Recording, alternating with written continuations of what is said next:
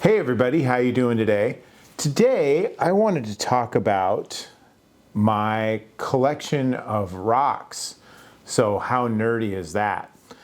I'm certainly not an expert in geology or anything like that, but over the years I've kind of gotten a bit of a fascination with it, and basically I pick up rocks when I go someplace really cool. I thought what I would do today is walk you through some of these rocks and talk about them a little bit, and tell their stories, so to speak. The first rock that I have to show you is this fossil, and you can see in the close-up that this is a whole bunch of little fossilized mollusks. My parents used to have some property out in western Maryland, and very rural area. It's actually one of the oldest pieces of continental crust in the United States. There's a few others, but this one is quite ancient, about 2 or 3 billion years old. I found this when I was digging around. I was just a little kid, and we would go out there on the weekends or have long weekends out there. And being Gen X era, my parents would just be like, hey, why don't you go walk down to the stream or walk around in the woods or something?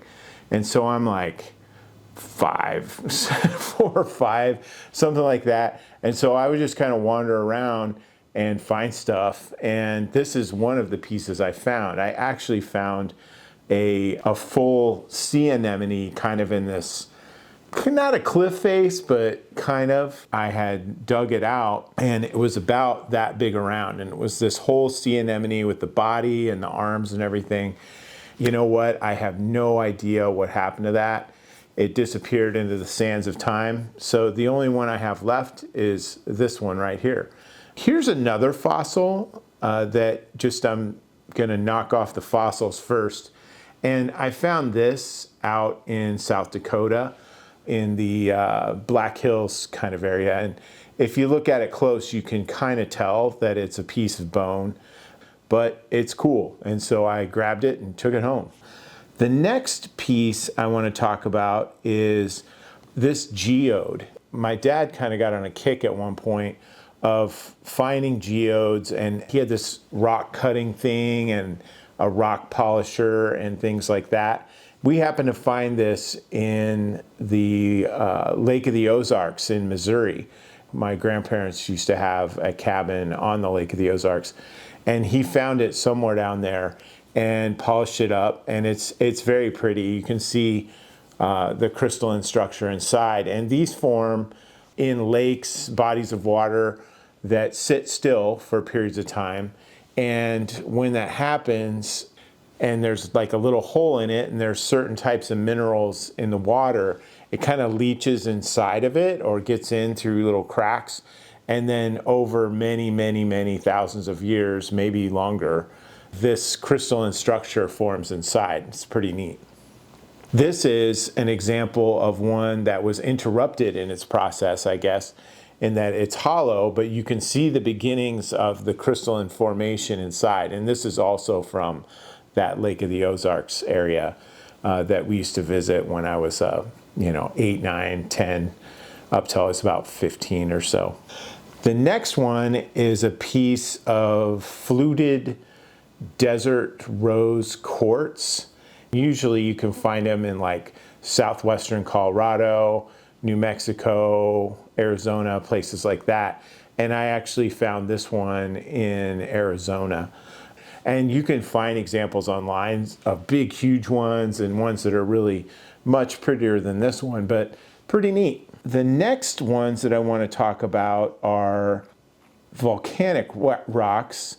These are actually pieces of basaltic lava that I found in Israel. And you'll notice the shape, and you might think, wow, those were probably formed in a stream bed and tumbled and polished the edges and everything.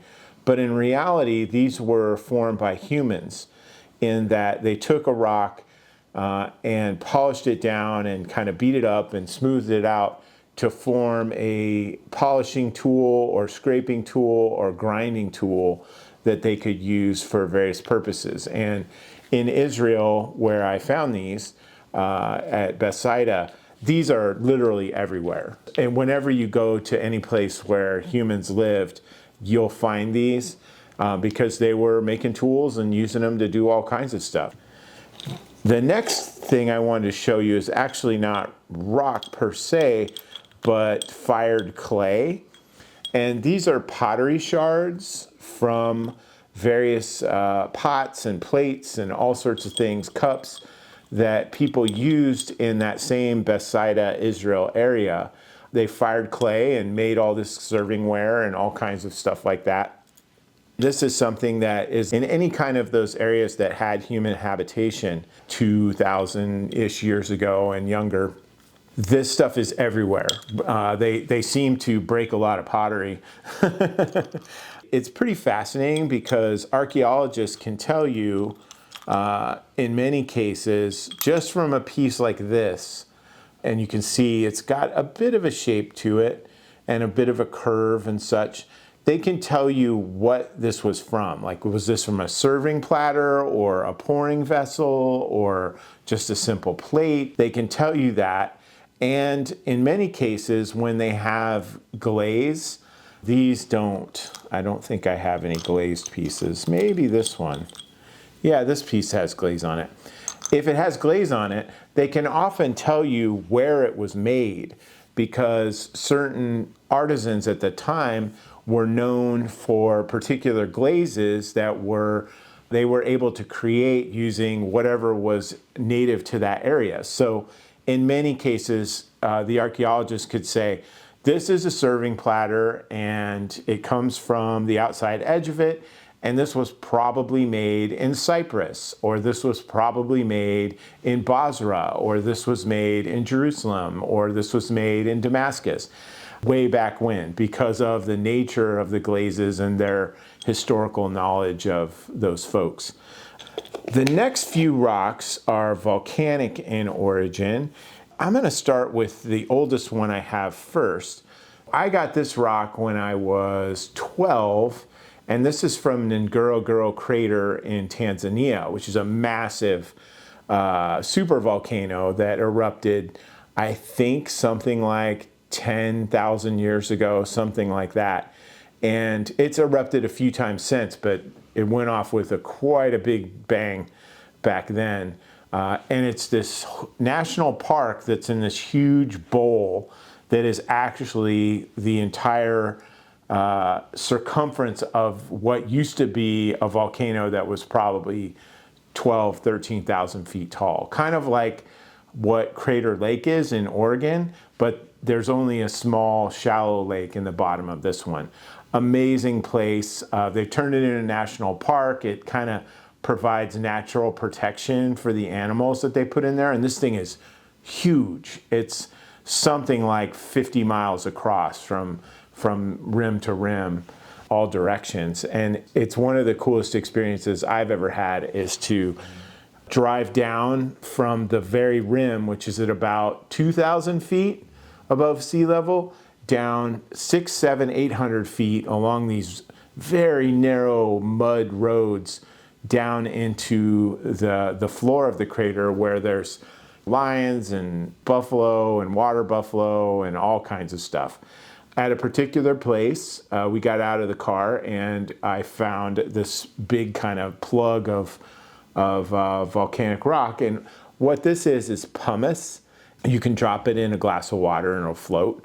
It's formed when there's a lot of gas in the volcano and also a lot of heat, which throws blobs of molten rock out. And they're flying through the air and they're bubbling and boiling still, and then they start to cool, and then eventually they hit the ground and they form these little cinders. They're really neat, kind of rough, jagged sorts of things. So I have one of those from there. The next one I have, same exact type of rock, except I got this from a volcano in New Mexico called Kaplan Volcanic National Monument. It's on the very northeastern corner of New Mexico. There's actually quite a few volcanoes around there, but this is one that they've got a road and you can drive up to the top and walk around and even go down into it. And it probably erupted, I think, about 1,300 years ago is the last time. It's interesting because a lot of people don't really think about volcanoes in the continental United States. And if they do, they think about Mount St. Helens first, and they think about maybe Yellowstone second.